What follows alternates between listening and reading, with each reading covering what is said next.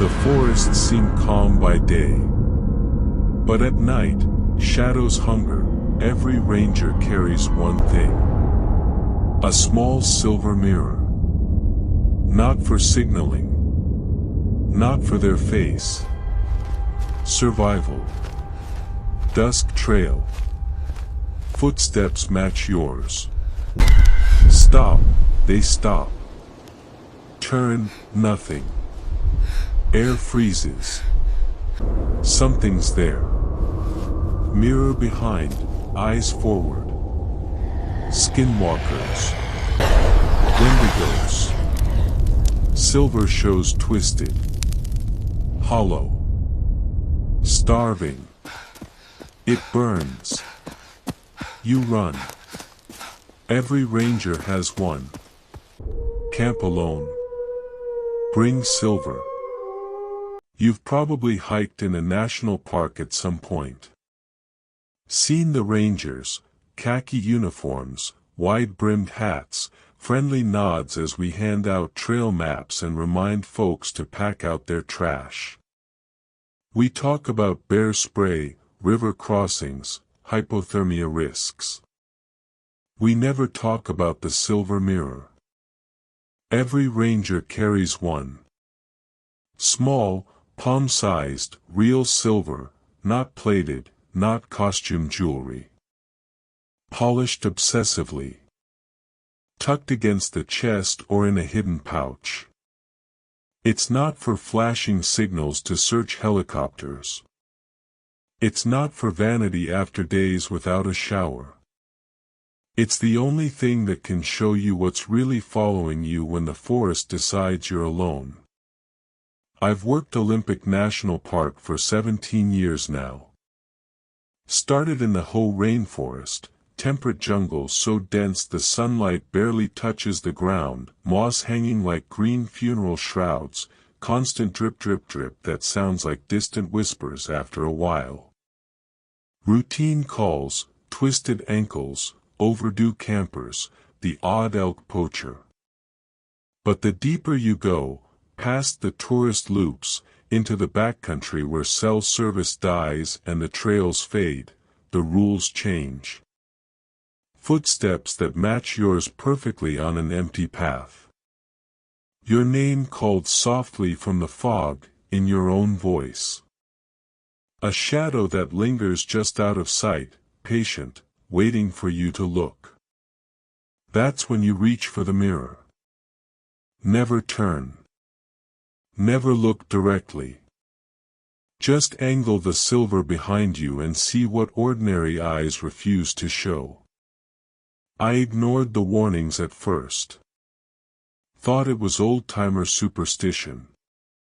Until Harlan Brooks taught me otherwise. Harlan was the kind of ranger who'd been here longer than most of the trees seemed young. 25 years, face like weathered bark, hands scarred from chainsaw work and frostbite.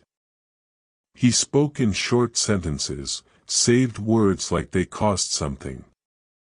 My rookie winter, he took me under his wing. We patrolled the Bogachiel River Trail during a late-season storm, rain so heavy it felt personal. That evening, as the sky bled red through the canopy, we were hiking out of a side drainage when he froze mid-step. Listen. I did. My boots on soaked duff. Crunch crunch. Then another crunch crunch, exactly synced. I halted. Silence. 2 steps forward. The echo followed. Harlan didn't spin around. He reached inside his coat, drew the silver mirror, oval, tarnished edges, heirloom quality. Held it low, tilted it up over his right shoulder, eyes locked forward. In the glass, ferns, nurse logs, lengthening dusk shadows. Normal. Then the shape resolved, tall, unnaturally elongated limbs hanging like broken branches, torso too thin, head cocked sideways. Where a face should be, a dark oval maw, stretching, mimicking the rhythm of my panicked breathing. Harlan's voice stayed level. Silver doesn't let them hide. Eyes see the disguise, maybe a lost hiker, maybe just trees. Silver burns away the lie. Shows the hunger underneath. The reflection seemed to sear the thing, it recoiled with a hiss that vibrated in my teeth, echoing from every direction.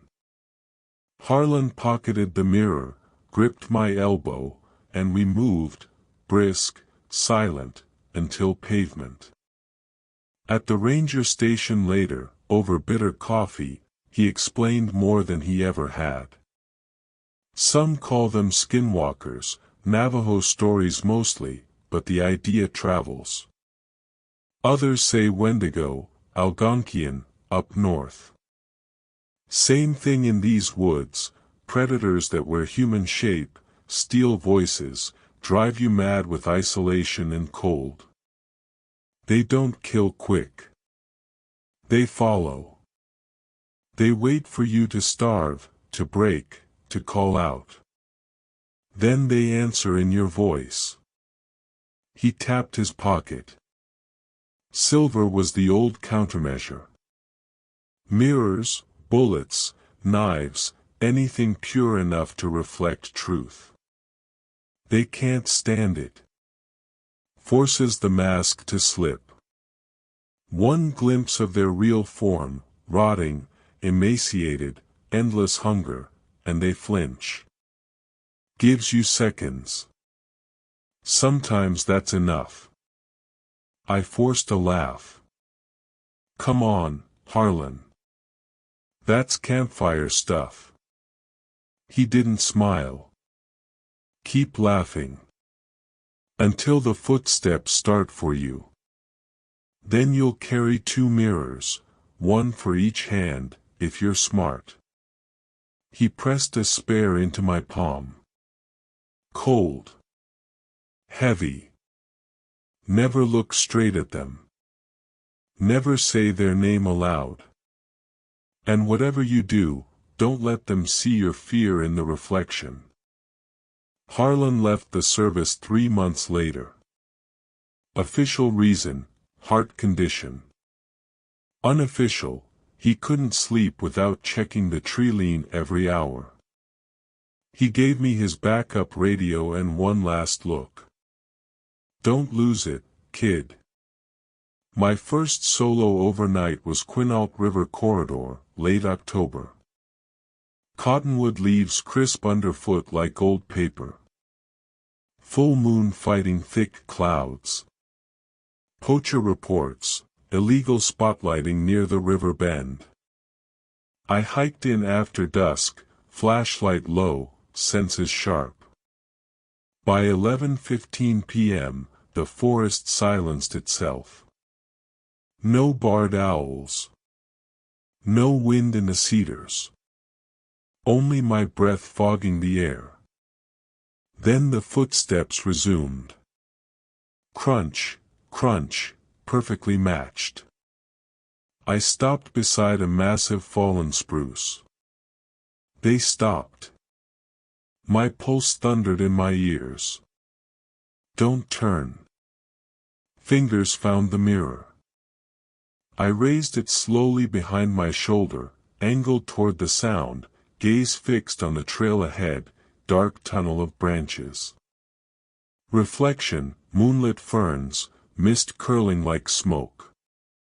Then the form appeared, stretched silhouette, arms dangling to mid-shin, head lolling at a sick angle. Skin like peeling birch, mottled gray-white. Eyes, dull yellow pinpricks, staring straight into the mirror, straight at me. It parted its mouth, no lips, just a widening tear. Teeth irregular, jagged. From the darkness behind me, my own voice whispered, soft and friendly, "Hey, wait up.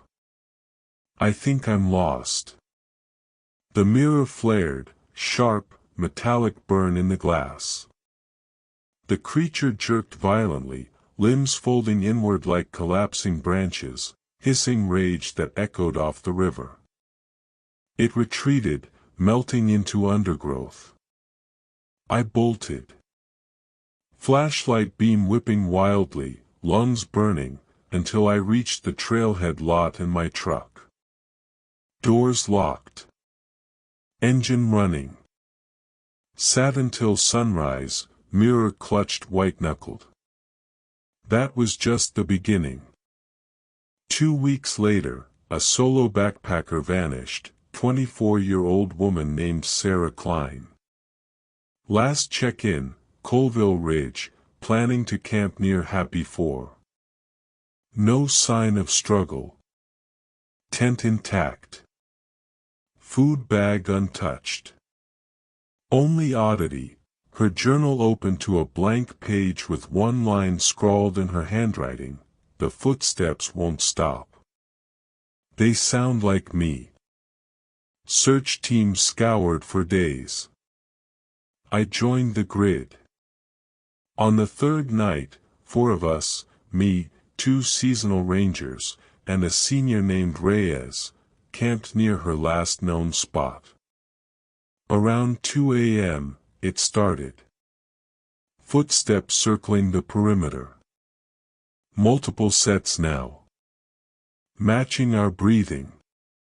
Our names whispered in turn, mine, Reyes, the others. Soft. Patient. We formed a tight circle, backs together. No one spoke. Each pulled their mirror. In the reflections, not one shape. 3. Tall, gaunt, circling like wolves. Faces hollowed out, mouths stretched in silent laughter. Eyes reflecting our fear back at us. One ranger, new kid, panicked, turned his head slightly. The mirror caught his direct gaze for a split second. The nearest thing lunged in the reflection, mouth opening impossibly wide. We raised our mirrors higher. Simultaneous flares. 3 hisses, 3 retreats. The whispers cut off.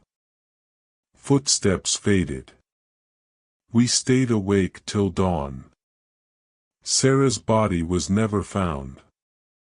Just her pack, and inside, a small silver compact mirror she'd bought the week before. Untouched. Like she'd learned too late. I still patrol those trails.